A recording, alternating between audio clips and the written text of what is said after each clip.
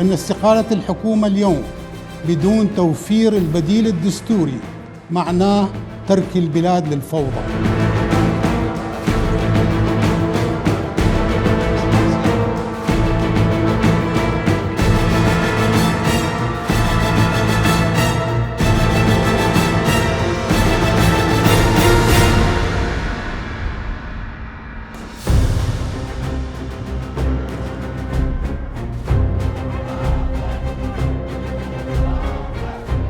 ندعو أحبتنا المتظاهرين وعزتنا في القوات الأمنية إلى الالتزام التام بسلمية التظاهرات